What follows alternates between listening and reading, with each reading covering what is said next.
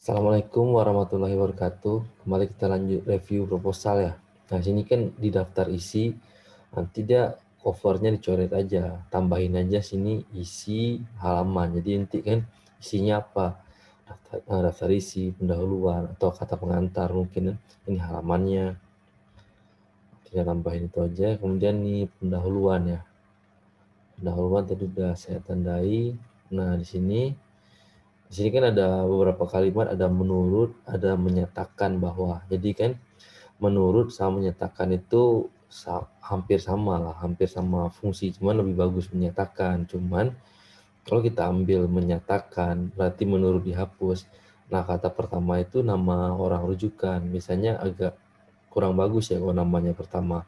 Jadi biar pas ya udah ini mungkin pakai aja menurut, menyatakan bawahnya dihapus. Jadi menurut Daniel et al 2011, ini mereng ya, et al itu mereng.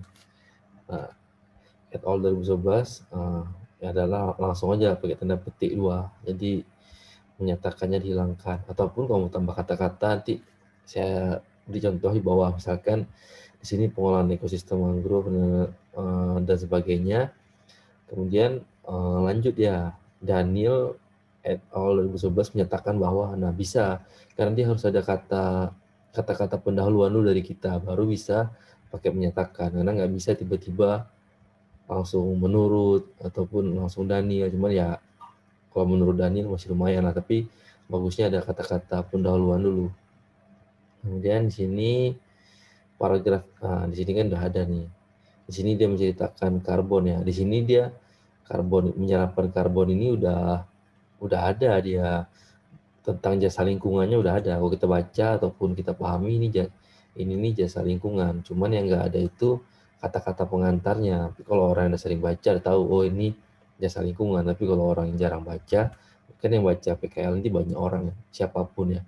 Nah, jadi kalau ada kata-kata jasa, kita bawa dulu, dikodekan lah jasa lingkungan atau apa, nanti baru dia bahas ininya, apa namanya, karbonnya. Jadi kita nggak, kalau ini kan langsung dia Daniel menyatakan, tapi kalau ada kata-kata kita rangkai lah tentang jasa lingkungan, jasa ekosistem mangrove, baru bahas ini.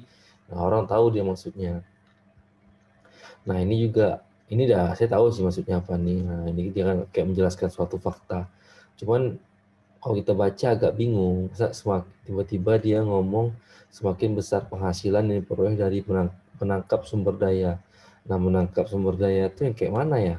Nah, di suatu ekosistem mangrove, maksudnya ini kayak nangkap ikan, nih, nangkap kepiting, atau jenisnya, maka akan berpotensi meningkatkan jumlah tangkapan nelayan. Ya, maksudnya tuh dengan kita banyak tangkap di ekosistem mangrove atau ekosistem mangrove itu menghasilkan banyak atau masih terjaga lah banyak, jadi sehingga stok ikan, stok kepiting banyak, jadi meningkatkan pendapatan nelayan.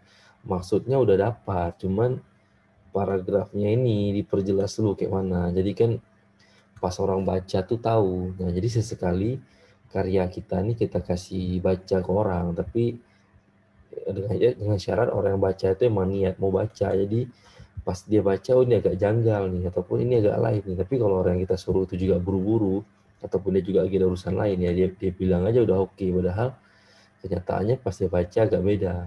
Makanya kita nggak bisa membaca punya diri sendiri. Kita harus minta tolong orang lain untuk baca. Ini juga nih, nah ini tiba-tiba dia pengolahan konservasi atau hutan nih saya nih, lindung hutan.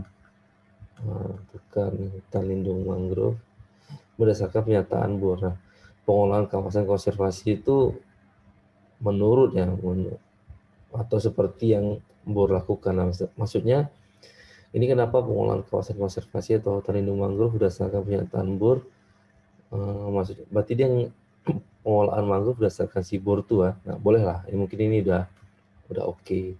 Cuman ini bisa tiba-tiba yang tidak berhasil akibat perbedaan pemahaman konsep dasar konservasi lindung sebenarnya mengakomodir juga keinginan masyarakat untuk mengolah sumber daya alam dalam kawasan. Nah, ini bahasanya disederhanakan dulu karena bingung nih. Kita pun kita baca ini maksudnya apa nih. Kita kita kita cerna dulu baru kita tulis. Kalau kayak gini kan bingung. Nah, ini tujuannya apa tuh udah oke lah, mau manfaat. Nah, sini tinjauan pustaka. Nah, ini juga kayak tadi, kalau udah menurut, menyatakannya dihilangkan. Kemudian juga di Sofian menyatakan, karena udah menyatakan yang keberapa kali ya, makanya kita buat juga. Nah, sini biota ekosistem mangrove. Nah, ini kan masuk subbab baru. Nah, masa tiba-tiba Amir ini tiba-tiba ngomong menyebutkan pengamatan burung diperlukan. Harusnya ada kata-kata ekosistem mangrove, banyak terdapat biota dalamnya. Biota-biota itu kehidupan sehari-harinya mencari makan atau tempat berlindung apa-apa, baru nanti ada kata-kata amirnya. Kita ada yang kita baca di Tunjang Pustaka tuh, coba kita tulis dulu, nggak langsung tiba-tiba pernyataan, ada uraiannya dulu lah. Ini tiba-tiba langsung ke intinya aja, harusnya ada uraian dulu, pembukaan, penutupan lagi. Itu juga disambung lagi pembukaan, fakta-fakta kayak gini, baru penutupan lagi kayak dirangkai. Ini oke ya. Nah, di sini ini maksudnya tuh setiap paragraf ini udah bagus ya. Ini fakta-fakta yang dapat dari literatur lah udah bagus. Cuman kita nih antara paragraf yang ini dengan yang berikutnya ini harus disatukan. Misalkan yang pertama, maka perlu dikelola dengan baik guna menjaga kelestariannya. Nah, maka dari itu selain menjaga kelestarian mangrove, karena hutan mangrove juga mempunyai karakteristik yang unik. Jadi antara kalimat yang ini dan kalimat ini nih nyambung satu kesatuan. Jadi orang baca tuh nggak putus. Kalau ini kan kayak udah baca fakta ini, fakta itu kayak putus-putus gitu. Ini, oh ya ini kayak tadi menyatakannya dihapus. Oh, ini juga menyatakan, karena kan nggak boleh dua fungsi. Nah, di sini saya contohin ya. Tinjauan pustaka kebanyakan cuma pernyataan orang lain. Ya, ini kayak pernyataan orang lain yang ditempel-tempel kayak clipping. Seharusnya pernyataan orang lain itu dirangkai dengan bahasa sendiri. Misalkan kan, kalau di proposal ini inilah contohnya kayak tadi, nah Amir menyatakan apa gitu kan. Nah, tiba-tiba kan satu paragraf langsung Amir menyatakan apa. Harusnya ada kalimat dari kita dulu, ekosistem mangrove sangat penting untuk dapat dikelola secara berkelanjutan.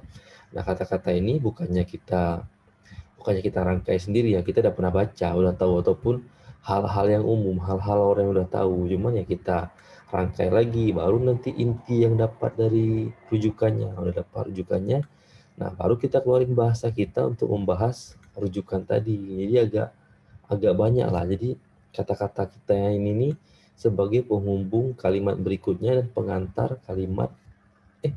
penghubung kalimat sebelumnya dan pengantar untuk kalimat berikutnya. Jadi supaya satu naskah kita tuh nyambung lah, nggak pisah-pisah.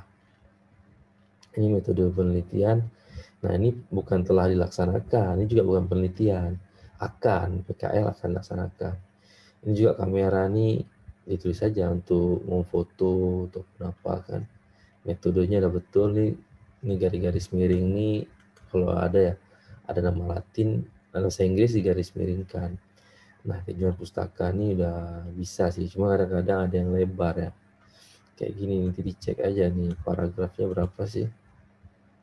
Nah, paragraf. Jangan 10, dia paling enggak 6 tak masalah. Ataupun 6 kemana ya. Nggak bisa, kayaknya kecil lagi masalah saya. Nolkan aja apa ya. 1,5. Belum juga, buat 1. Kita kecilkan aja lah. Single. Oke, nanti satukan jadi perdekat semua nih. Oke lah, cuman ini aja saya sampaikan. Nanti coba dirangkai lagi lah kalimatnya supaya kalimatnya menjadi satu kesatuan yang bagus. Jadi tidak pisah-pisah gitu. Oke deh, sekian dari saya. Assalamualaikum warahmatullahi wabarakatuh.